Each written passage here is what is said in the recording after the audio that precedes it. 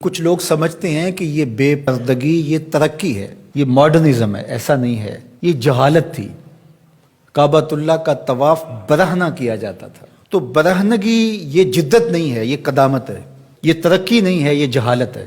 اس سے اسلام نے نکالا ہے اور پردے کی طرف اسلام انسانیت کو لے کر کے آیا ہے۔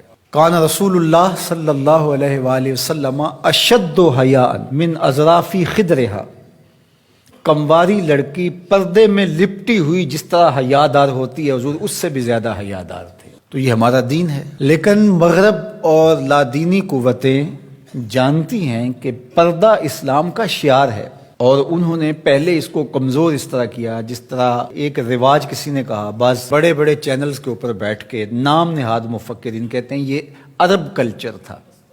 عرب کلچر تو برہنگی تھا، عرب کلچر تو برہنہ طواف کرنے کا تھا، گھروں پہ جھنڈے بدکار خواتین کے چھتوں کے اوپر عرب میں لگتے تھے۔ تو یہ پردے کا تصور کلچر نہیں ہے، بلکہ یہ سنت زہرا سلام اللہ علیہا۔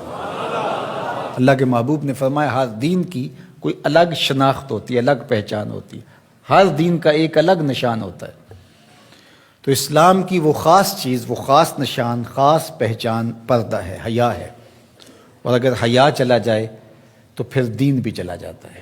ایک روایت میں فرمایا حیا اور ایمان دو آپس میں جڑی ہوئی چیزیں ہیں، ان میں سے ایک چلا جائے گا پیچھے پیچھے دوسری شے بھی چلی جائے گی۔ تو لادینی قوتیں اس بات کو جانتی ہیں کہ اگر حیا چھین لیں گے تو ایمان اس کے پیچھے پیچھے اس راستے سے جو حیا کے چھننے سے بنے گا، تو انہی قدموں پہ ایمان بھی رخصت ہوتا چلا جائے گا۔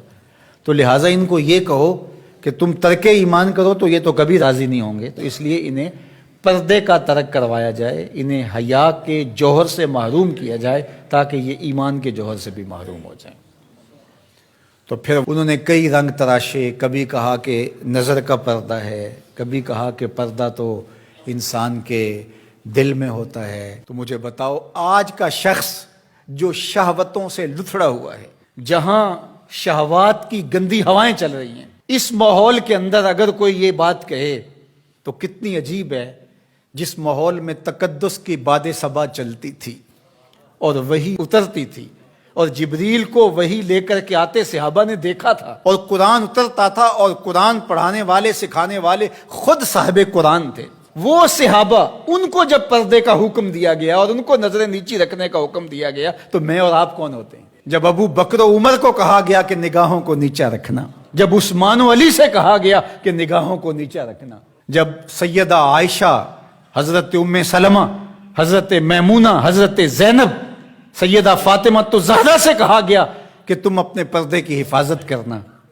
تو مجھے بتائیے اس تقدس ماحول کے اندر بھی جب پردہ کرنے کے لیے مومنوں کی ماؤں کو حکم دیا گیا، اور ابو بکر و عمر، عثمان و علی عشرہ مبشرہ جن کی جنت کی ضمانت بھی رسول اللہ نے دی ہے، تو جب ان کو بھی کہا گیا کہ نگاہوں کو نیچا رکھنا، تو میں اور آپ کس شمار میں ہیں؟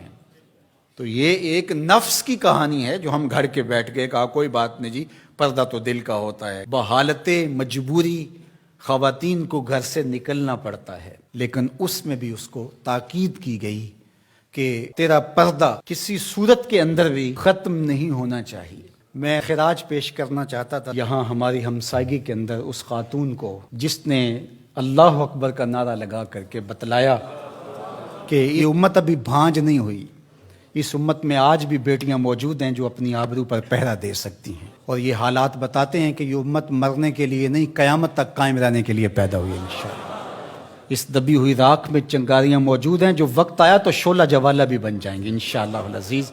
اقبال نے ایک بات کہی تھی، اگر پندے ز درویش پذیری، ہزار امت بمیرت تو نہ میری، بطول باش و پنہا شو ازیں اثر کہ در آغوش شبیر بگیری۔ اقبال کہتا ہے اس فقیر کی ایک بات مان لے، ساری امتیں مر جائیں گی، امت مسلمہ تجھے زوال نہیں آئے گا، اور وہ کیا؟ بطول باش، بطول بن جا اور زمانے کی نظروں سے پوشیدہ ہو جا، پھر تیری آغوش میں بھی حسین ابن علی جیسے بیٹے جنم لیا کریں گے، ان کے جانشین تیری گود میں بھی پیدا ہوں گے۔ تو اس لیے پردہ ہماری شناخت ہے۔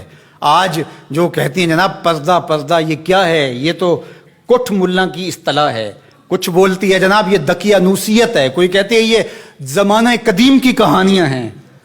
جب قبر میں اتریں گے تو اس وقت مرد کے لیے 3 چادریں، عورت کے لیے اسلام نے پھر بھی 5 چادریں رکھی ہیں اس وقت. اس کا کفن بھی الگ رکھا ہے، اس لیے کہ وہ پردے کی چیز ہے. تو کیا کوئی عورت کہتی ہے کہ مجھے سکرٹ میں دفن کر دیا جائے، میں بے پردہ قبر میں جانا چاہتی ہوں؟ اس وقت تو سب کہتے ہیں تنیاں بھی باندھ دی جائیں، اس وقت محارم قریب آ جائیں جو لحد میں اتاریں. تو اگر زندگی کے بعد بھی پردے میں لپٹ کے جانا ہے تو ساری زندگی سیدہ فاطمہ کی غلامی میں بسر کر دیے جائیں، ان کی کنیز بن کے زندگی گزاریں.